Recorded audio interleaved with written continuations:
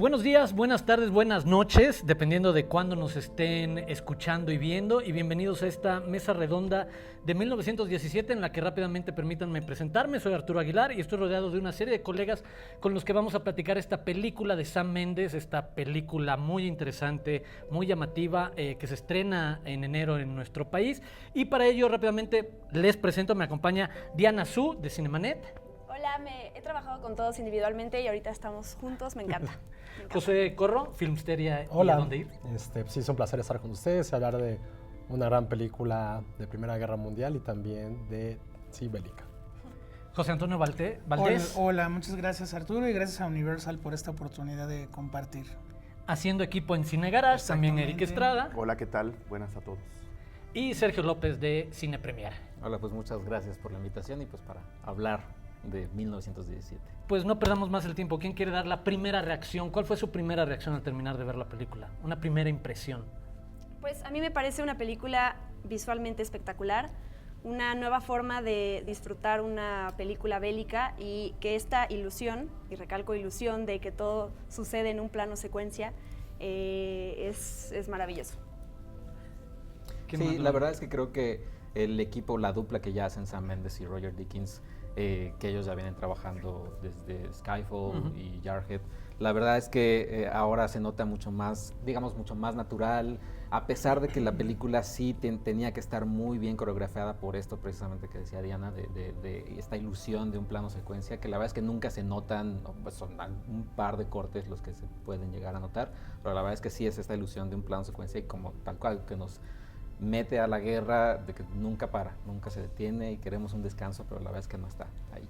Yo, así como primera reacción, sales muy emocionado, ¿no? Que independientemente si te gusta el cine bélico o no, creo que la película está apuntando muy directamente a las emociones de quien la está viendo.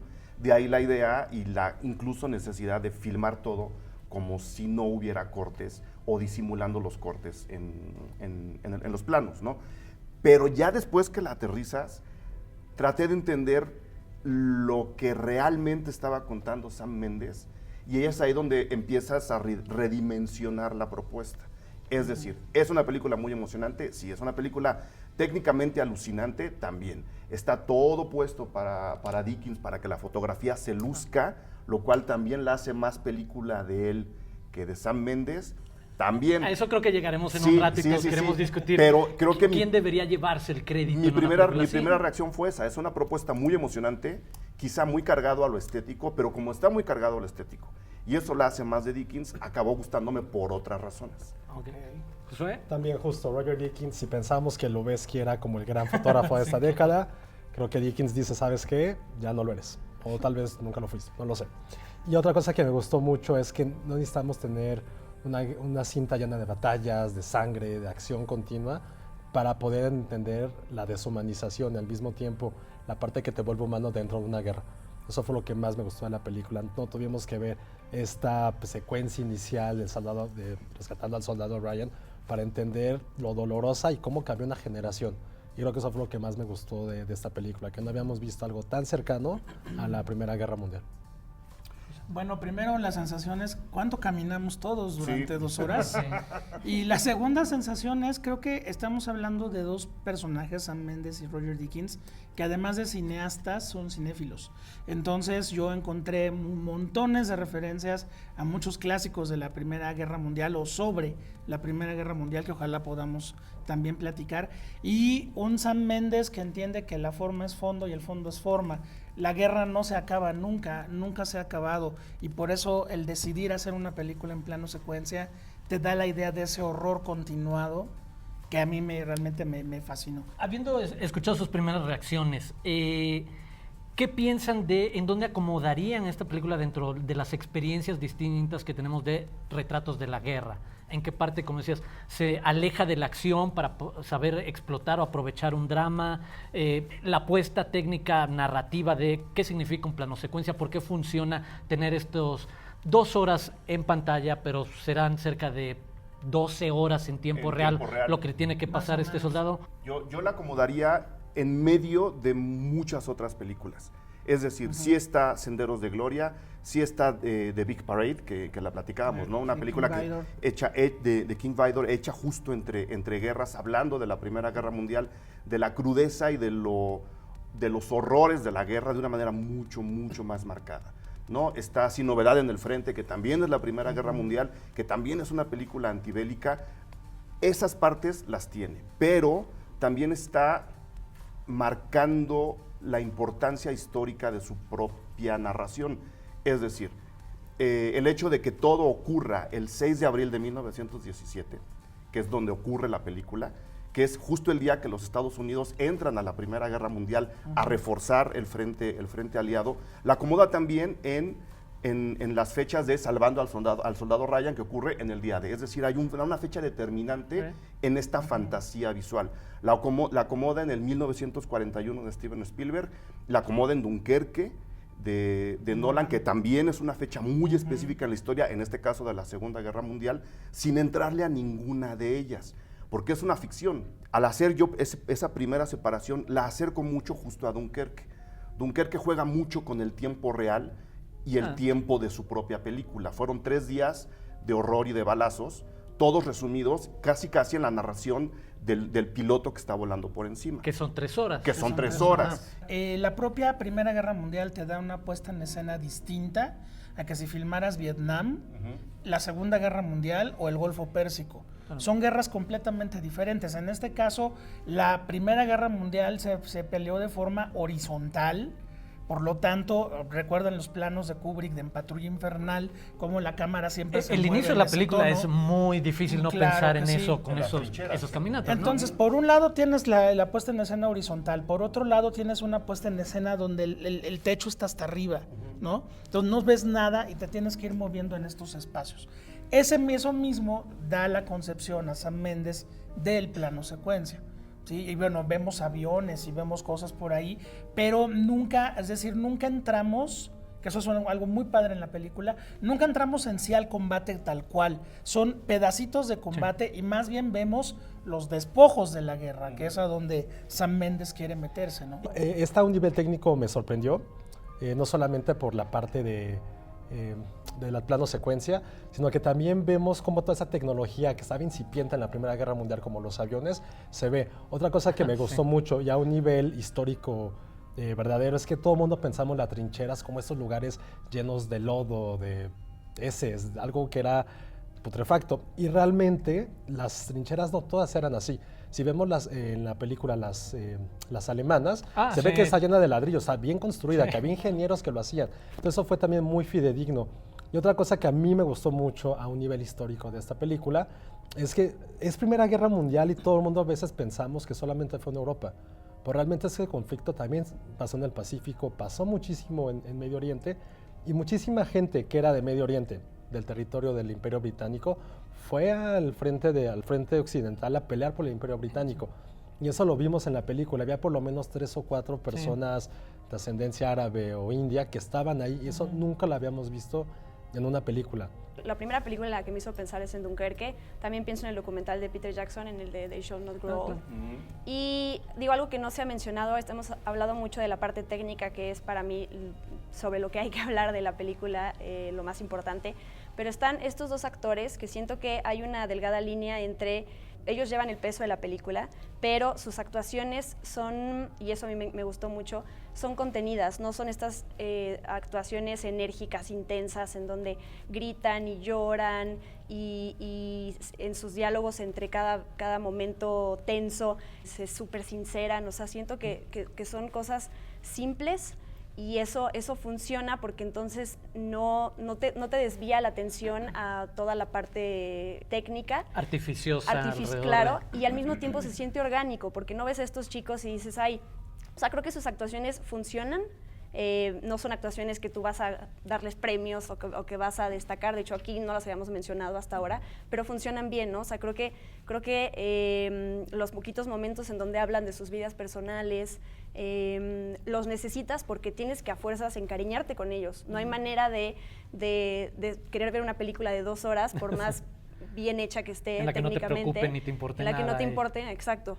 Entonces, siento que las actuaciones están como en ese punto, ¿no? De a lo mejor no es que no vas a recordar la película por ellas, pero están bien hechas para que la película caiga sobre dos personajes, ¿no? ¿Alguien más que quiera hablar exacto de los personajes? Antes, porque Sí. creo que la parte técnica nos puede dar un rato, pero antes pasar a esa trama de los personajes emotiva, íntima, que va a transportar todo este happening performance. Yo la única escena donde sentí esa sensación de intimidad y de cierta postura antibélica por parte de Sam Mendes es esta secuencia donde él sale del río y encuentra a estos soldados sentados y están cantando una canción y de repente él se integra como si fuera fantasma entre todos ellos. Creo que además de que es un homenaje a Ben y Mira, de Elem Klimov, que es clarísimo, inclusive él va sangrando del mismo lado que va sangrando el protagonista de aquella película. Cruda y antibélica. Crudísima y antibélica. Aquí este es como el único gran momento así, ¿no? Yo lo que siento que dice Diana tiene mucha razón.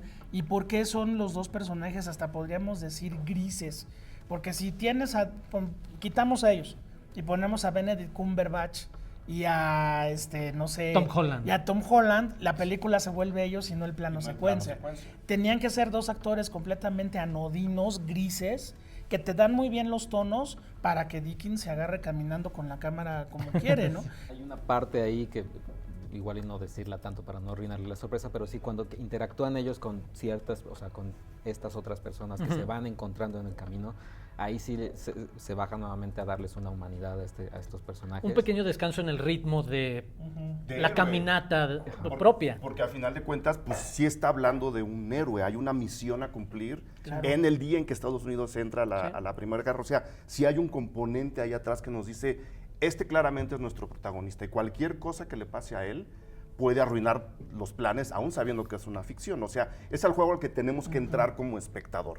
Esta parte gris, aparte de una intención narrativa, también tiene que ver igual con este como contexto histórico del tipo de soldados que estaban yendo. O sea, algo muy interesante también bajo el contexto de la Primera Guerra Mundial, a un nivel incluso narrativo, decirlo muy cruel, que es una guerra aburrida, es porque siempre lo piensas, o se piensa más bien, es una guerra mundial era como los buenos contra los malos nazis que querían conquistar el mundo con sus ideologías. En Vietnam, el bueno siempre es Estados Unidos, ¿no? Aquí realmente, en la Primera Guerra Mundial, la gente luchaba por honor. Ya tenían como esta parte old school de vamos a ir a luchar porque queremos a nuestro país. Y esa es la parte muy dolorosa de esa guerra, que eran gente joven, la generación perdida que llamó Hemingway, que solamente iban a pelear porque querían hacerlo. En el documental que decía Diana justo de Peter Jackson, lo mencionan mucho. Niños de 15, 16 años enlistándose porque era lo que se tenía que hacer, porque era algo inimaginable. Después de platicar un poco de los personajes, ensuciémonos las manos con el asunto de la dirección, la fotografía, el diseño de producción. Creo que en esta película es difícil separarlos por completo. Hay un ejercicio en el que precisamente se van tomando de la mano. ¿A quién le destacarían cierto crédito? A Sam Mendes por ser el capitán del barco, a Roger Deakins por ser el capaz de ejecutar esto, al diseño de producción por ser capaz de crear este ambiente en donde te vas a poder mover. ¿Quién quiere echarse ese trompo a la uña? Yo nada más quiero sacar de la jugada al pobrecito de Thomas Newman, que de por sí, de por sí es el menos favorecido de la familia Newman. Hay algo importante. Saludos, Randy. Saludos, Randy. Sí, siempre, como no, es Randy Newman. La música de Thomas Newman se pierde absolutamente por todos lados. Eso, señoras y señores, no se hace. Generalmente se le pide al compositor que o haga el inicio y haga el final, porque tienes tal trabajo de diseño sonoro que de repente la música sale perfectamente sobrando. A mí me gustó, o sea, justo la secuencia que es el tráiler, cuando aparecen las letras 1917 y él está corriendo. Justo, o sea, esta escena a mí sí me emocionó y también tiene que ver por la música, pero sí me recordó, Christopher Nolan con Hans Zimmer en Dunkirk. Ellos, o sea, abusan de este Es el otro recurso. extremo, quizás. Sí. Es el otro extremo. Y me recordó también una parte de La Delgada Línea Roja, donde Terrence Malick le dice a Hans Zimmer, bueno, aquí sí quiero, en esta parte donde el ejército está entrando a esta villa y atacar a todos, también Hans Zimmer se destrampa. Déjate ir. ¿no? Es como o sea, es déjate como ir. Hans Zimmer haciendo... Ajá, y entonces ahí no hay problema. Aquí ¿Qué hay es la como prueba de lo que algo acaba haciendo en sinfónico, Dunkerque? claro. En Dunkerque, Sí. sí. Aquí el rollo es muy sinfónico. Te hubieras quedado en el sin nada de música. Sí, claro. Cero. Mucha gente Entonces, lo ha hecho, sí. Poco más puntualizado, quizás. Diana. No, yo sí, sin música no hay vida. No, a mí, o sea, me parece que se pierde. Me parece que hay momentos en donde se siente lo menos orgánico del mundo, como dices. Pero yo sí necesito la música. O sea, a mí sí hubo momentos puntuales en donde sí me elevó mi emoción. A mí lo que se me hizo raro es en algún punto sí escuché esa melodía de belleza americana. Sí. O sea, sí escuché esas tonaditas que dije, ¿qué onda? Sí. Creo que Sam Mendes sí se echa para atrás en cuestión de vamos a lucir al señor Dickens y vamos a meter toda mi historia, toda mi emoción en el diseño de arte para que Dickens le haga la fotografía y lo meta todo en este plano secuencia. ¿Cede protagonismo Méndez? Y lo hace, o sea, ¿Respecto a Dickens? a favor de Sí. Dickens. No, exacto, entendiendo que es a favor de la película. Sí, y creo Pero que hace bien. dejar No un es poco, nuevo. exacto, el tótem, ya sabes, el ladrillo sagrado del director y que siempre es una película de, y Y nunca no es ceder nuevo. que probablemente en este caso sea distinto. Si recuerdan Belleza Americana y Camino a la Perdición, estaba con un viejo sabio roble llamado Conrad Hall, y esas dos películas ganan mejor fotografía. Creo que sí que hay crédito a Sam Mendes, un buen líder sabe cuándo delegar, y eso fue lo que hizo en esta película. Y también, después de Dickens, lo que hizo con Blade Runner 2049, que es probablemente un portento visual a nivel histórico, ya atreviéndome a decirlo, creo que en esta ocasión, justamente, más allá de los trucos de los planos secuencias, o el plano secuencia más bien, Sí. es tal vez la gama de color. Vemos cómo... Porque claro, empezamos en la tarde y vamos a acompañarlo hasta el siguiente amanecer. Eso y también por todas las texturas que pasa la película. Hay, además de todos estos elementos, una parte atractiva, quizás secundaria, y demás, que es la aparición de algunos rostros y nombres conocidos en momentos puntuales. Haces un gesto medio raro. ¿Te gustó? ¿No te gustó ver a Benedict Cumberbatch, a Colin Firth? Y a Richard Madden, no. ¿Esperarías claro. que les hubieran dado o roles más importantes o simplemente que también lo hagan todo el mundo? No, esperaría que no hubieran salido.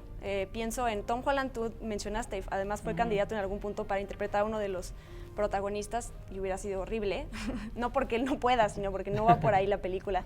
Pero sí, justo cuando sale Benedict Cumberbatch, Colin Firth al principio no, porque todavía a lo mejor no estoy inmersa como en este mundo, que cuando llega la cara de Benedict Cumberbatch, uno se sale tal cual. ¿De dónde está sumergido? Claro, de eso para decir, ¡ay, Benedict Cumberbatch! Y entonces a mí me sacó completamente como de esa experiencia que estaba viviendo. Quiero escuchar sus opiniones alrededor de la experiencia combinada con la narrativa, porque algo que además que el propio Sam Mendes ha comentado y que es parte de la tendencia en un formato de contenido que estamos viendo es apropiarse de la narrativa que conocemos en los videojuegos.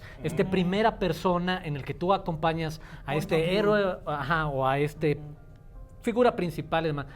Bueno, yo lo que siento con esto es el juego que va haciendo Sam Mendes y que, bueno, el público que no sabe mucho del lenguaje cinematográfico puede ver de forma muy enriquecida. Realmente no es tan enriquecido como parece, porque o vas atrás, o vas adelante, o vas a un lado, o vas al otro, o vas arriba. Ya no hay más planos que hacerle, ¿no? Entonces, en ese sentido, la narración en primera persona, o en este falso primer plano, ¿no? Y la narrativa en ese sentido se vuelve como lo que descubren Henry James y algunos de los narradores de finales del 19 del point of view, o sea, la famosa narración de la otra vuelta de tuerca de Henry James. ¿Qué haces cuando un personaje te cuenta una historia? Pues te la tienes que tragar, porque no hay de otra, no hay un punto que la contradiga. Entonces, aquí lo que le pasa a estos soldados, a estos jóvenes soldados, es el recuento de esos horrores de la guerra, el recuento de finalmente no llegar a nada. O sea, si les decimos que la toma final es un árbol, no les estamos diciendo nada. Pero a mí me gustó mucho. Creo que contarla como el soldado Ryan hubiera sido un remake. Sí. Contarla en este primer plano donde vas caminando con él y la claustrofobia se va haciendo cada vez más fuerte, y el horror de la oscuridad y el horror de la incertidumbre, creo que fue un gran acierto narrativo por parte de Mendes, ¿no? Ya había escuchado algo así de lo del videojuego, que parecía que eran como pequeñas misiones. Así como nivel 1 tienes que pasar, tienes que llegar al... El No Man's Land. Call of Duty. Ajá. Segundo, la casa abandonada. Exacto. Y que cada tienes como, ahora recoge esto te va a servir después, ahora deja tu rifle y agarra otra cosa. Pero a un nivel, también creo que narrativo, esto que fuera un road trip, no es algo nuevo evidentemente en el cine, pero sí el acompañamiento. justo creo que en algún momento parecías que eras tú el tercero que estaba con ellos, que estabas viendo lo que ellos estaban viendo. Hay algunas escenas, hay una específica en que hay algo que te llena de polvo, o sea que a los personajes los llena una gran ola de polvo, y también tú sientes ese como dolor en la garganta por cómo está establecido.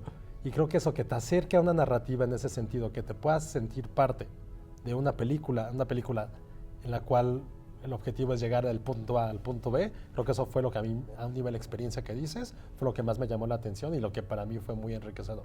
Y sobre este plano secuencia, a mí me gusta mucho que sí juega con espacios y con ángulos, lo cual le da también un respiro, ¿no? A veces seguimos a los personajes por atrás, por adelante, a veces se alejaron un poco y la cámara se metió, más bien se quedó afuera en lo que el personaje cruzaba una casa, y siento que te ayuda un poco a ver este entorno, que es justamente la Primera Guerra Mundial, que si no de otra manera tampoco podrías experimentar mucho. Totalmente siento que acompaño a este personaje cuando se sube al camión, cuando se baja, porque además estos pues o cortes o movimientos imperceptibles de la cámara que tienen que acompañar al personaje, tomando en cuenta todo lo que cuesta cargar el equipo, y todos son muy suaves, delicados. Sí, muy orgánicos, ¿no? Y eso también sí hay un punto, a mí esto del point of view no me gusta nada, porque además a mí me marea un poco todo eso, ¿no? Este movimiento. Afortunadamente esta película no recurrió a eso únicamente. A recargarse demasiado en el cámara en mano detrás de alguien. Sí, Steadicam aquí corriendo contigo todo el tiempo. Porque eso marea. Se volviera un demo del Steadicam, ¿no? Claro. Y que además hubo un momento en el que fue la referencia al utilizar Steadicam para todo y que Para se vea todo. que estás caminando detrás de. Sí, yo creo que de nuevo, más allá de lo anecdótico, el acierto de haber pensado todo como en una gran toma larga, suma incluso a lo emocional. Es decir, tenemos una misión, ya lo dijeron, punto A, punto B, incluso les dicen por dónde ir, tú tienes que hacer el mapa, ¿no? Pues si te dan el mapa y te dan una brújula, pues dices, claro, ¿y a qué hora empiezan a pasar cosas? Lo que hacen es justo en el plano secuencia y con un montaje interno, ahí sí, muy interesante, ¿no? Tienes tus close-ups, tienes tus long shots, tienes un discurso visual muy bien marcado. La película se vuelve laberíntica y en lugar de ir del punto A al punto B, tienes que ver de aquí al siguiente metro cómo le voy a hacer. Y eso funciona justo por las decisiones de fotografía y la decisión del montaje interno en una toma muy larga, que no los vemos a ellos todo el tiempo en plano, en long shot, no los vemos a ellos todo el tiempo en medium shot. Sí hay un montaje muy claramente establecido que en lugar de marearte, que es lo que no queríamos, te mete en un laberinto, en una misión que supuestamente era del punto A al punto B. Ese laberinto se suma al infierno que ya nos están haciendo crecer conforme la película avanza, y la película es tremendamente emocionante justo por eso. Sí, creo que es como una coreografía dentro de un laberinto. Exacto. Es eso, sabes que Esa es una muy buena definición. en esta parte vas a tener que hacer tal cosa, bajo esos planos, y eso es lo que queremos contar. Ya pasaste esa misión, viene la siguiente, otra. ¿cómo lo vamos a tener? O que tenemos 10 minutos, ¿cómo vamos a contar eso en 10 minutos? Tal. Ahorita que hablábamos de experiencia, hemos hablado de la importancia del diseño de producción y de la fotografía en esta película, y sabemos que uno de los temas polémicos de los últimos meses y no años es si hay una separación entre lo que vemos cine en una pantalla o en otra, cambia la experiencia. O sea, al final de cuentas podría funcionar, podría llevarte quizás no a los mismos niveles de este mundo inmersivo, pero su no. valor plus está en Su valor verlo plus en... es verlo en una En pantalla. abstraerte de todo lo demás, en que la oscuridad En te vivir en meta estos la pantalla. infiernos por niveles. Claro, porque lo que está haciendo la pantalla de cine en la sala oscura es jalarte hacia esa luz. Si eso lo ves fuera de una sala de cine, el nivel de inmersión y el nivel de conexión emocional con estos pequeños infiernos, con este laberinto, con este montaje interno, con este director que dice voy a contar las grandes hazañas de todos los soldados que vimos en el documental de Peter Jackson, pero metido solamente en dos personajes, se te va. Claro. Yo lo que veo aquí es algo. Felipe Casals, en una conferencia que tuvimos hace poco, le decía a los jóvenes cineastas, ustedes ya no van a ser la generación que va a pensar un cine para la gran pantalla. Ustedes van a pensar en la generación que va a recibir el cine en los lentes, porque eso es lo que viene. cómo te vas a comunicar, cómo vas a contar historias para gente que se va a poner los lentes, se va a cruzar y se va a poner a ver una película. Ahora, Sam Mendes es una cuestión también generacional. Si tuviste un abuelo en la Primera Guerra Mundial, Bueno, sí. seguramente tuvo un papá o un tío en la Segunda Guerra Mundial y creciste viendo Patton, creciste viendo todo este gran cine bélico de gran envergadura, pues obviamente cuando hace su película bélica, la va a hacer para la gran pantalla. Pero y lo que decías de la experiencia es totalmente, creo que he escuchado yo mucho esta recomendación de nosotros y gente que nos dice, es que la tienes que ir a ver al cine, ¿no? Y entonces cuando ya te lo repiten tanto, a lo mejor pierde un poco de credibilidad, pero esta película sí la tienes que ver en el cine. Claro. Y tal como dijo Eric, tú la ves en una pantalla más chiquita y entonces sí vas a esperar mucho más de los actores, una historia mucho más fuerte que te atraiga, que como no la vas a tener porque el peso está en la parte visual, hasta vas a decir, esta película, ¿qué, no? O sea, ¿qué le están viendo? Antes de pasar a una última ronda en la que quiero escuchar sus últimas opiniones, algún comentario que hayan dejado apuntado y que quieran externar, agradecerles que hayan estado aquí, que hayamos podido compartir esta conversación. Sergio, Eric, José Antonio, Josué, Diana, muchísimas gracias. Y su comentario final, un resumen de esta experiencia, de esta película, de lo que más destacan, de algo que no hayamos dicho, si acaso hay algo que no tocamos y que quieran decir. Pues yo, digamos, de 1917 sí tenía muchas ganas de verla porque de hecho pude entrevistar a Roger Deakins en Comic Con Nueva York. Era un escenario extraño porque era Roger Deakins en Comic Con y era también Sam Mendes y demás, pero con quien pude platicar fue con Deakins. La verdad es que sí me dejó con muy buen sabor de boca, pero a la vez estaba muy nervioso porque era alguien como Deakins. Y sí, nada más como para mencionar que sí, él es como muy humilde, creo, porque cuando le pregunté, oye, ¿qué película es la que más mencionan cuando están contigo? Me dice, pues la de Sueño de Fuga, Shawshank Redemption. No estoy muy seguro por qué, que le gusta tanto a la gente, pero esa es una película que me mencionan mucho. Y hablaba de las cámaras que usó, que prácticamente se las hicieron para él solo. Y pues vaya, ya después de que ves la película o de que vi la película, sí dije, no, o sea, esto es todo lo que Deakins prometió, está ahí y es el Deakins que ha seguido estando a tope desde siempre. Gracias, Sergio. No, reforzar un poco lo que ya más o menos pusimos en la mesa, ¿no? Hay una larga lista de películas que creo la gente tendría la oportunidad de revisar a partir de la experiencia de esta película. Las hemos mencionado todas por ahí, y cualquier que ponga ahí películas Primera, Segunda Guerra Mundial, sale la lista en Google. Pero sí creo que tanto lo que dice Josué como lo que dice José Antonio es muy importante, ¿no? Ver que a pesar de que le falta la crudeza que yo le demandaba pensando incluso en ilustradores del expresionismo alemán, ¿no? Que dejaron muy marcado todo el estrés postraumático de la Segunda Guerra, todo este choque del patriotismo que me lleva al combate y del horror que me traigo yo a la casa. Sí es una película que de alguna forma nos dice, la guerra sigue estando presente, este círculo no termina, y es el gran mensaje que me gustaría que la gente tratara de entender o de sentir, porque la película, repito, es más emoción que discurso, aunque el discurso apoya la emoción, la forma es fondo, a la hora de ver y de experimentar la película. Bueno, yo diría nada más que, chavos, dense cuenta que esto es un trabajo en equipo. O sea, Sam Mendes es Sam Mendes, pero está Roger Deakins, está Dennis Gassner, Thomas Newman, su editor, cientos de miles de extras, cientos de miles de carpinteros que seguramente hicieron todo este trabajo de las trincheras. Y creo que el trabajo en equipo se nota, ¿no? O sea, aquí, aunque decimos estas cosas un poco complejas de dónde se pone Sam Mendes y dónde se pone Roger Deakins, finalmente hay un equipo, finalmente los ojos, los oídos de Sam Mendes ahí están en la película. Y creo que eso es una gran enseñanza para todos aquellos que quieran estudiar cine, hacer cine o que quieran al cine. El cine es un trabajo colectivo, ¿no? Bien, ahí está. Lo que rescato de esto es que el cine eterno nos puede seguir sorprendiendo. Es una película no basada en un libro, no basada en una franquicia. Sí. Es un guión original, sí, de anécdotas del abuelo de Sam Mendes, pero cómo nos puede sorprender, no solamente a través de este guión, sino de cómo contarlo.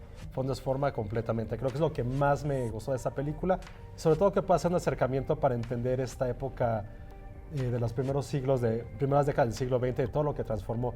Gracias a la Primera Guerra Mundial conocemos el cine como es ahora. Estados Unidos se convirtió en una potencia, hizo el Star System, y pequeños países afectados por la guerra, ahí surgió el expresionismo alemán.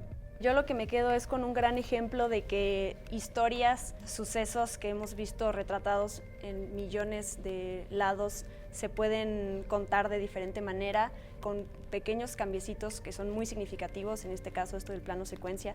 Pienso también Entre Navajas y Secretos, lo mismo, es una película que trata un tema que hemos visto millones de veces, quién es el culpable, pero de una manera diferente. Y creo que en esta época necesitamos encontrar estas voces que no necesitan traernos una historia súper loca, sino solamente contarlas de una manera diferente, ¿no? Aportar algo.